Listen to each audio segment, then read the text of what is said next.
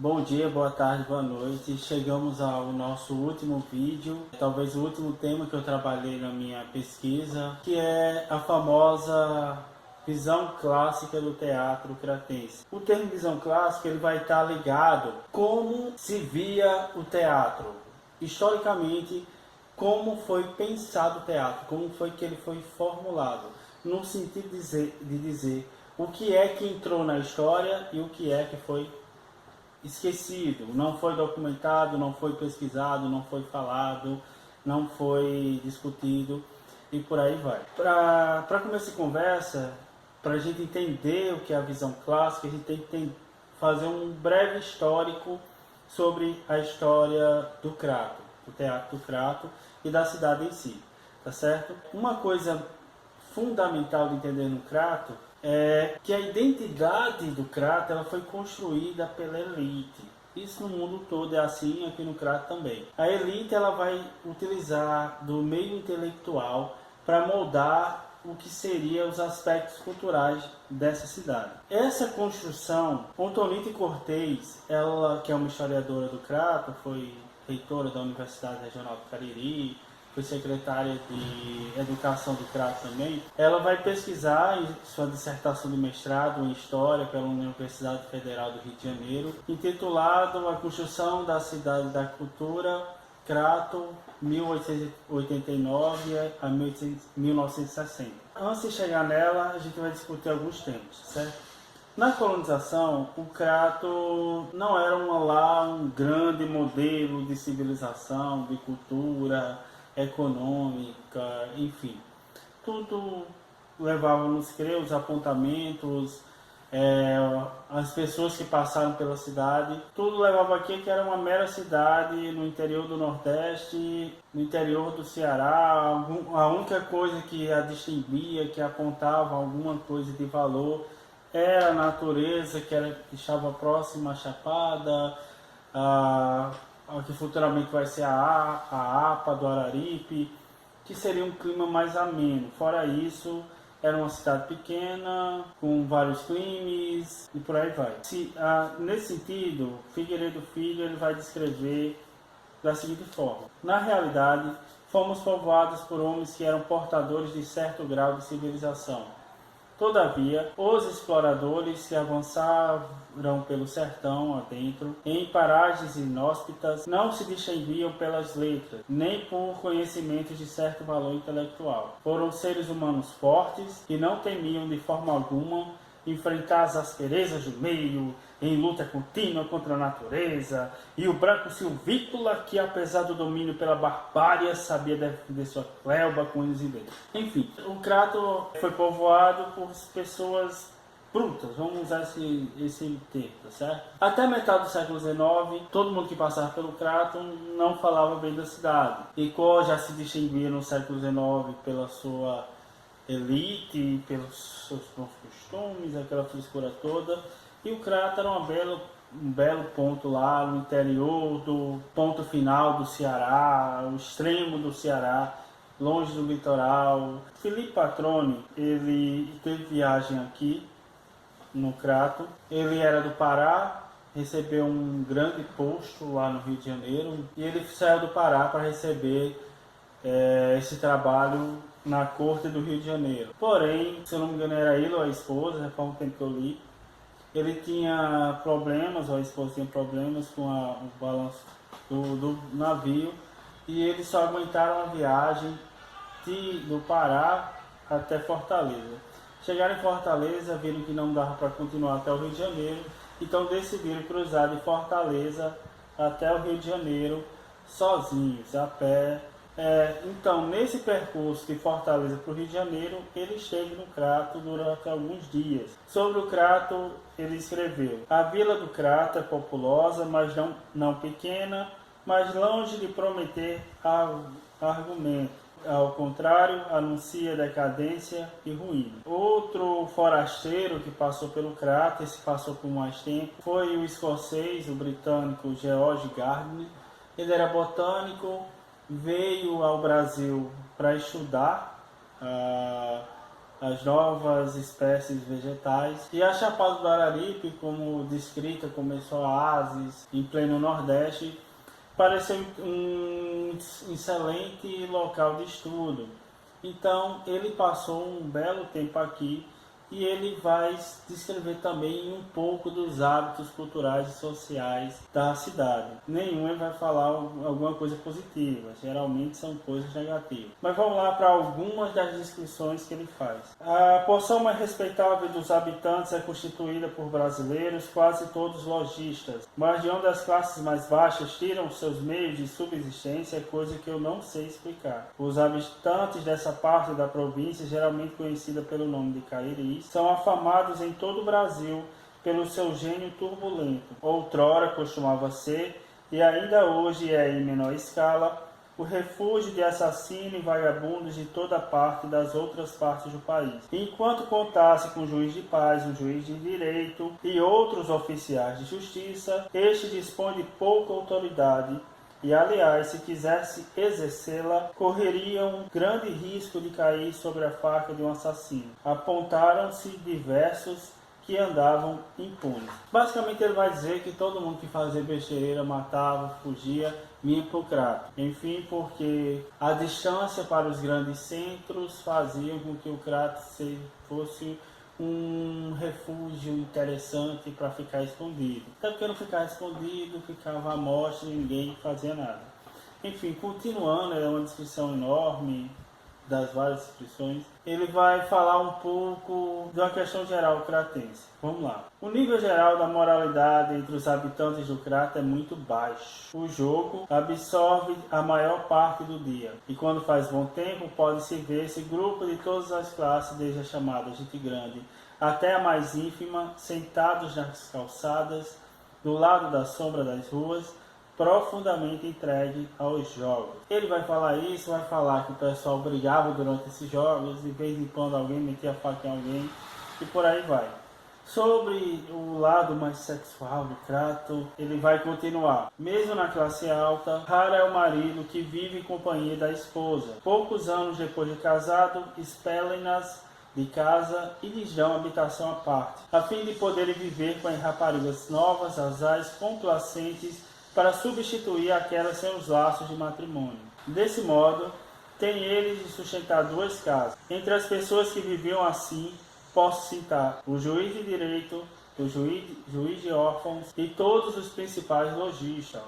Mas semelhante estado de moralidade não é de admirar a conduta do clero. O vigário, que era então um velho de 78 anos de idade, o vigário, que era então um velho entre 70 e 80 anos de idade, é pai dos 6 filhos naturais, um dos quem foi educado como sacerdote, depois se tornou presidente da província e foi em seguida um senador do império, embora ainda mantendo seu título clerical. Enfim, ele vai dizer que tudo era solto aqui, era o caso da mãe Joana mesmo, os padres viviam com todo mundo sabia que os padres estavam, e todo mundo que era grande tinha várias esposas. Até 1950 esse era o panorama do Crato. Durante a segunda metade do século XIX, esse panorama vai mudar um pouco. Có, que era talvez a maior cidade até então do Ceará, do ponto de vista econômico, possuía várias famílias, por assim dizer, nobres, do sangue azul, cheio de frescura, essa coisa toda. E essas famílias vão sair da cidade de Icó, porque Icó vai cair num declínio político-econômico muito grande. A economia de Icó era pautada lá no carro de boi, para a cidade, para o Porto Aracati. Com a instalação da cidade de ferro, Fortaleza foi realmente se estabelecendo como a maior cidade do Ceará.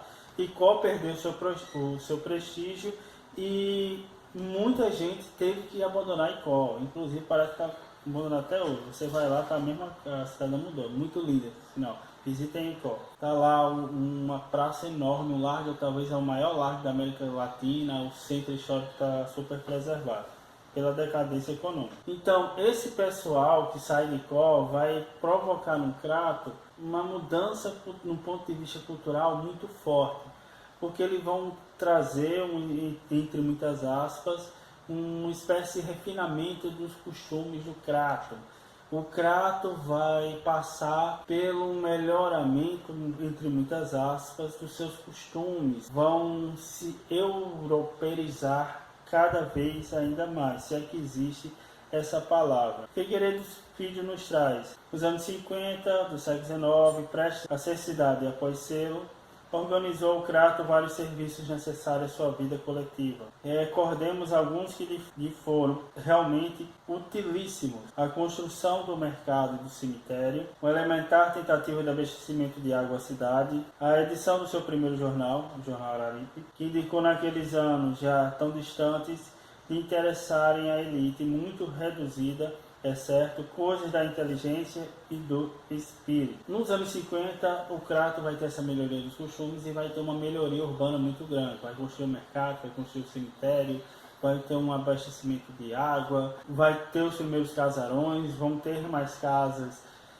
de tijolo, então vai ser talvez o período de maior transformação no Crato. Nesse sentido, uma nova moldagem do pensamento do que é a cidade, do que culturalmente deve ser pensada a cidade, vai ser transformada por essa elite. Eles vão pensar como a cidade deveria ser, como a cidade vai se comportar para as próximas gerações, qual é essa identidade que a cidade deve ter. E nesse momento vai se construir uma identidade do Crato enquanto uma cidade da cultura, como denomina Otônio Cortez. Uma cidade a partir do âmbito cultural e principalmente uma cidade letrada, onde a elite se interessava pelas coisas da cultura letrada.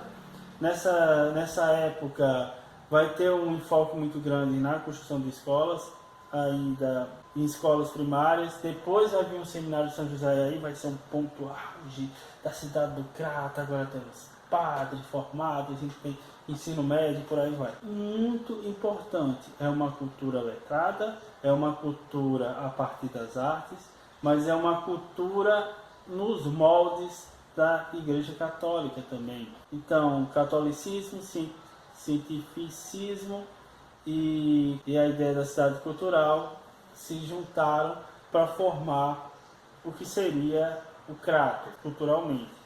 Otônio Cortez nos traz a seguinte mensagem: ilustração, cientificismo, nacionalismo, romantismo construíram os axiomas da versão laica daquele projeto, da cidade da cultura, trazendo em sua bagagem as matrizes discursivas presentes nas instituições de ensino superior nas quais estudaram, principalmente na Faculdade de Direito de Recife e nas faculdades de Medicina do Rio de Janeiro e da Bahia. Aqueles intelectuais, elite do Crato, elaboraram seus discursos a partir de matrizes científicas orientadas pela lógica determinista, do evolucionismo ou do darwinismo social, da medicina social e ainda pela lógica política do liberalismo conservador. Tudo que é do âmbito cultural, artístico, foi moldado pela elite para entrar nessa ideologia de cidade da cultura.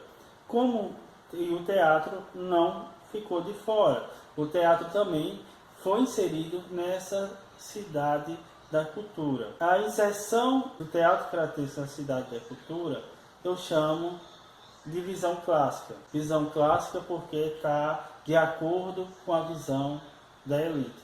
Porque então, costumeiramente, se via o teatro assim.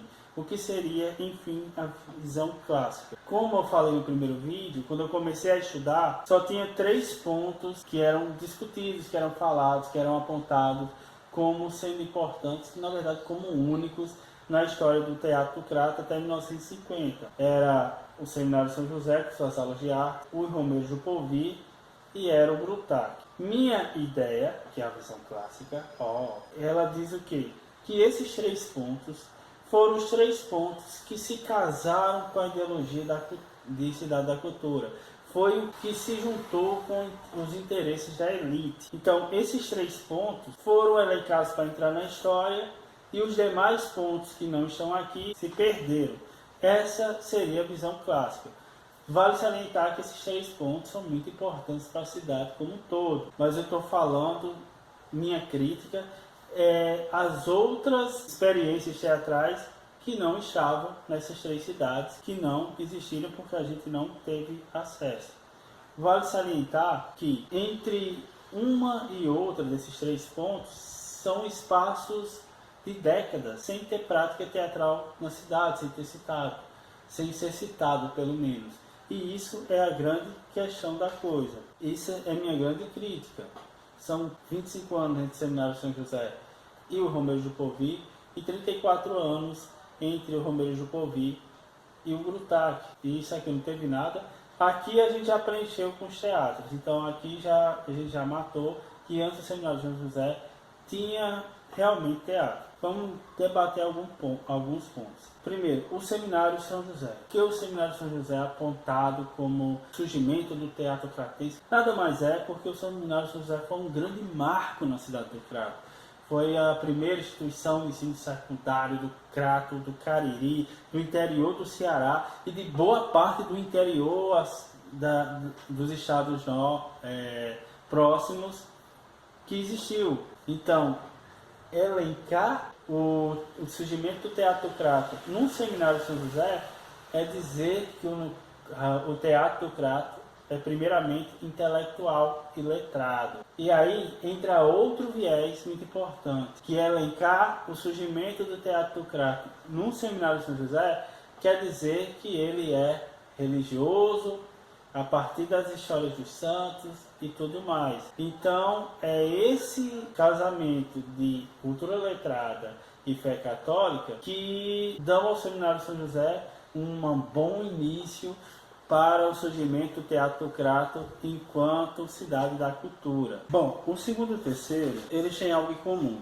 Se o primeiro é o lado científico religioso, o segundo e o terceiro, o Romeiro Jupovi e o Grutac, eles têm uma coisa em comum, que é a revista de costumes, ou alguns autores vão dizer que eles trabalham com comédia de costumes. O teatro de revista é muito amplo e ele abarcou boa parte da história do teatro brasileiro. Eu não vou adentrar se era, se não era, se era revista de costumes, se não era, porque é algo muito difícil de fazer e eu não tenho parâmetros artísticos dos grupos para compará-los e assim dizer. Mas no tocante ao Cidade da Cultura, um fato importante é o Grutac, ele é colocado como um seguidor do Romeiro Jupovi, apesar de 30 e tantos anos aí de diferença entre eles. Então, o fato é uma construção social, artística, que vai abarcar a cidade de uma maneira muito eficaz. É um tipo de teatro que vai ser geralmente de humor simples, sem nada entre aspas, apelativo, ou nada sexual, ou nada contra a igreja, que vai fazer com que esses dois grupos que entrem na ideia de cidade da cultura e por isso eles estejam elencados na história do Teatro do Crato. Eu acredito que muito disso vai vir realmente com o Soriano de Albuquerque, é um juiz que vai vir ao Crato e ele é que vai ditar as bases do Crato desde 1900 até 1950. Eu acho que ele talvez seja a grande figura do teatro cratense. Claro, novamente, do que ficou pra gente. Sobre a chegada dele, Figueiredo Filho vai falar. Vindo de Pernambuco para, em nossa cidade, exercer o cargo de juiz substituto, Soriano de Albuquerque foi uma figura, como já dissemos, de extraordinária importância para as nossas letras. Palmilhou Soriano pelos mais vários campos da cultura, tendo até como professor de piano dado uma nova estrutura à sociedade cratense, provocando agradáveis reuniões familiares. Mas como jornalista, teatrólogo, educador, é que Soriano de Albuquerque ultrapassou as expectativas daquela época, tendo sido nesses setores indiscutível e palpável sua influência em nossa formação literária. Vamos lá. Soriano de Albuquerque era um estudante de Direito, amigo de Manuel Belém Figueiredo, que era filho de José Belém Figueiredo, que era o manda-chuva de Crato. Ele era uma espécie de Floro Bartolomeu. Exercia um poder político no Crato, uma espécie de prefeito, mas tinha um poder muito forte, era uma espécie de ditador. A cidade tinha toque de recolher, tinha jagunços, se a pessoa escrevesse não lia, a coisa era resolvida na bala, na violência, enfim. Mas como Soriano de Albuquerque era amigo de Manuel Belém, lá em Recife, apareceu a vaga para juiz e Soriano de Albuquerque veio aqui para o Crato assumir essa vaga de juiz. Tudo indica que o Romero Jupovi já existia antes de Soriano de Albuquerque, mas ele vai trazer vamos usar a revista de costumes, mas como eu já falei, a gente não sabe muito bem, ele vai trazer essa nova forma de se pensar teatro no Crato. Ele vai trazer comédias que vão se destacar pela grandiosidade dos cenários, pela música e principalmente pelo teor regional. O primeiro espetáculo que ele vai montar é o Crato de Alto a Baixo, falando realmente da cidade de Crato, já em 1900 quando ele chega, e ele vai trazer essa transformação no cenário teatral do Crato. O Romero Jupovi conseguiu com ele ter um grande engajamento da elite cratense, conseguiu angariar, inclusive ter uma sede, eles tinham uma sede onde foi a loja pernambucana do Crato, e hoje é uma loja de roupa lá entre a rua Bárbara de Alencar e a rua principal da cidade, a Miguel Lima Verde, a Doutor João Pessoa, naquela quadra. Na esquina, ou quase na esquina, onde hoje é uma loja de roupa, lá foi a sede do Romero Jupovi. Então ele, nessa nova forma de fazer teatral, que já era uma cópia de Recife e de outros grandes centros, vai se casar ao imaginário de Cidade da Cultura e que vai ditar as bases do teatro cratense até boa parte do século XX, muito mais da metade do século XX. Sobre a estreia do Soriano Albuquerque nos nossos palcos, F.S. Nascimento nos traz: já no ano de 1900, Soriano de Albuquerque levava à cena, a deleite das principais famílias da cidade, a revista de costumes Crato de Alto a Baixo. Algumas pessoas colocam Crato de Alto a Baixo. Enfim, eu não tive acesso à dramaturgia, mas vamos lá. Em que tomava parte como atores José Gonzaga, Alfredo Nunes, Fatina e Dona Aires, Maria Oliveira, Lica e Maria Garcia, Etelvina Gonzaga, Elisa Milfort e Júlia Milfort de Amorim, com quem, a 6 de janeiro de 1902, contraía núpcias. Os ricos e esplendorosos cenários dessa revista foram verdadeiramente fascinantes. As jovens artistas representavam em apoteose as estrelas, a lua, a noite, a justiça e com graciosa inocência passarinhos em duetos. Fatina Aires era a principal atriz dessa peça teatral e com sua voz a seu tempo canora, desempenhou elogiosamente o papel que lhe fora confiado Soriano de Albuquerque. Essa é a citação que tem mais ênfase sobre a arte do Romero Jupovi e de Soriano de Albuquerque. A gente vê pelas falas de Nascimento a forma do cenário, a música que entrava junto com a dramaturgia, além do teor regional, que vai ser uma característica de Soriano de Albuquerque. Em 1901, Soriano de Albuquerque lança uma escola, a Escola Leão 13, se eu não me engano, e ele vai também fazer teatro em sua escola. Nascimento também nos traz. Nesse âmbito educativo, Soriano de Albuquerque levava a cena, 1º de dezembro de 1901, no Teatrinho do Colégio Leão 13, a revista de costumes Apenas um Gato, de parceria com seu amigo Manuel Belém de Figueiredo, e com a participação dos alunos Miguel Lima Verde, no papel do diretor da escola, Raimundo Gomes de Matos, fazendeiro Capitão Chico das Cutias, Celso Rodrigues, filho do Chico das Cutias, Cândido Gonçalves, Joaquim Fernandes, José Bizarria, Raimundo Parente, Celso Gomes de Matos, Henrique Teles, Francisco da França e Arthur Gomes. Uma coisa muito interessante que eu preciso falar é que Soriano de Albuquerque vai trazer a elite cratense, principalmente a arte teatral, uma coisa muito interessante. No século XIX, nos grandes centros, teatro era uma coisa relegada a baixa, a ralé. A elite assistia, assim, mas os atores eram das classes baixas. No Crato, não sei muito bem se é devido, mas acredito que devido a Soriano de Albuquerque, ele vai ter uma, e principalmente aos vários grandes que existiram, vai ter uma elite que vai fazer teatro. Isso é muito interessante. Pelos nomes que a gente falou, do Apenas um Gato, a gente vê que são nomes da elite cratense que exerceram um grande poder político e econômico após. Em 1901 também, Soriano de Albuquerque, ele faz outro espetáculo junto com o Romero Jupovi, que é o Paruara.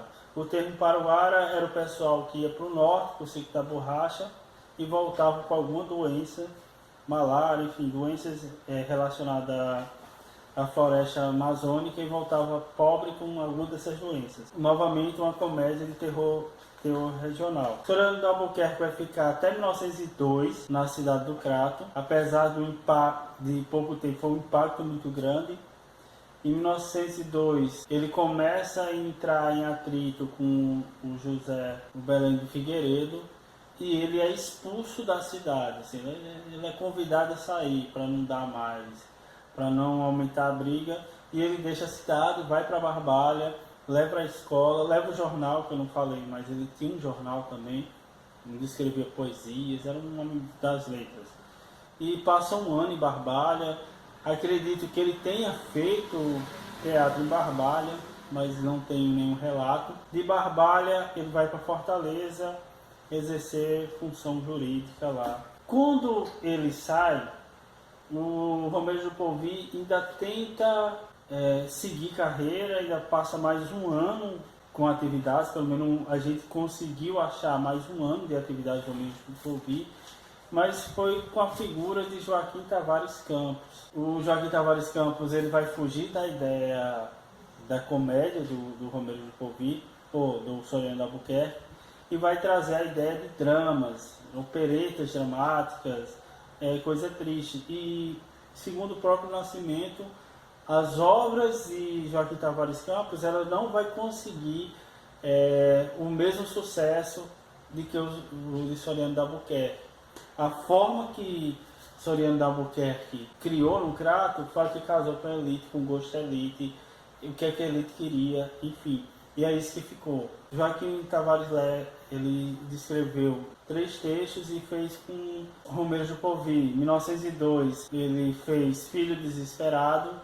Em 1903 fez Jorge Grumet e Os Dois Sargentos. O Romero Jupovi deixa de existir. Em 1942 é que 39 anos depois é que vai surgir o Grutac, em outro contexto, mas que para muitas pessoas é pregado como o pessoal que vai seguir os passos que o Romero Jupovi deixou. Uma coisa importante no Grutac, eles tiveram talvez o grupo de maior carreira que nós tivemos. Eu só estudei até 1950, mas eles tiveram, em 92 eles fizeram uma revista que era muito interessante sobre a história dele. E até o início dos anos 2000, eu acredito que eles ainda estavam em atividade. Eles copiaram o modelo de um grupo teatral de amadores do Recife e trouxeram para o Crato, inclusive, como grupo de amadores, era o segundo mais velho do Brasil. Tá certo? O Grutac teve uma vida enorme, teve uma produção muito grande, principalmente até 1950, na primeira metade do século, onde eles tiveram maior produção. Na fundação do grupo, a própria revista do Romero Jupovi coloca seus fundadores. Eis, portanto, o primeiro elenco do Grupo Teatral de Amadores Cratense: Iclé Teixeira, Salviano Saraiva, Thaís Linhares, João Ramos, Felipe Ribeiro, Carlos Pedro de Alcântara, Amarílio de Carvalho, Ribamar Cortez, direção Cenários Figurinos, Valdemar Garcia. Lembre desse nome. Os 2 primeiros espetáculos do Romero Jupovi foram espetáculos de dramaturgos nacionais, inclusive vai ser um elemento que ele vai acompanhar eles a carreira toda. E era muito ligado à época, 1942, Segunda Guerra Mundial. Então eles fizeram Amor à Pátria e a Yaya Garcia com a ideia de trazer um patriotismo. Era a época lá do Segundo Reinado, que falava no espetáculo, apesar de não ter contato com as dramaturgias. Mas Marta Morim, que é uma pesquisadora que pesquisa o Grutac em si, ela traz muito bem as três primeiras dramaturgias do grupo, eram linkadas a esse patriotismo. Após essas duas peças, eles vão fazer um conjunto de comédias até o 1950 e até 1970, 80, enfim, que vai casar muito com o gosto cratense. Sobre os espetáculos até 1950, eles fizeram Amor e Ciúme, Maria Cachucha, A Cigana Me Enganou, Pertinho do Céu, O Interventor, Vila Rica e A Felicidade Pode Esperar. Uma coisa que é muito comum com a ideia de Fernando Albuquerque são comédias, mas comédias que entrem num bom gosto da elite cratense e tal. Esse era o Grutac. Ele teve uma vida enorme, grande, enorme. Em 70 eles inauguraram com a Raposa e as Uvas o Teatro Raquel de Queiroz. Mas o que Marta Amorim, que é a pesquisadora, diz que vai casar com o ideal de cidade da cultura, é o fato de ser comédias que não pudessem colocar em xeque a sociedade cratense. Para exemplificar melhor isso, a gente vai trazer a figura de Valdemar Garcia. Valdemar Garcia talvez seja o nome mais importante do teatro cearense do século XX. Se não é o maior, é um dos maiores. Ele foi um dos fundadores do Grutac, ele fazia os cenários. A gente vai mostrar algumas fotos do Grutac aqui. São cenários grandes, imensos, são muito realistas, entre aspas. E Valdemar Garcia, ele vai ter idas e vidas para Fortaleza. E em Fortaleza, ele vai ser um dos fundadores do teatro universitário, vai ser um dos principais pensadores do teatro moderno no Ceará. Mas nas indas e vindas, ele continuava com o Grutac nas comédias, enquanto em Fortaleza eles estavam pesquisando Vestido de Noiva, ele esteve muito ligado ao Demônio e a Rosa, e isso é um pouco do exemplo de como no Crato tem que ser uma coisa específica para se casar com a elite. Valdemar Garcia nunca introduziu o que ele estava fazendo em Fortaleza aqui no Crato. Sobre isso, José Correia ele vai falar um pouco, perguntado sobre Amorim, ela vai falar um pouco como era pensado o teatro do Grutac. Sendo perguntado se o Grutac foi influenciado por Nelson Rodrigues, ele responde: não tem porquê. Eu inclusive adquiri uma peça de Nelson Rodrigues, mas não tive condições de encenar. Primeiro porque a época não admitia, viu? Era uma peça que tinha um sistema muito avançado e não dava pra gente fazer naquela época. Nós tínhamos muito critério nesse ponto aí. Era coisa que a gente respeitava muito. Então é isso, a ideia de Cidade da Cultura. Não que o Grutac, o Romeu de Povi e o Seminário São José não tiveram importância, mas é um pequeno debate sobre como é que a gente pensa a história do teatro no Crato.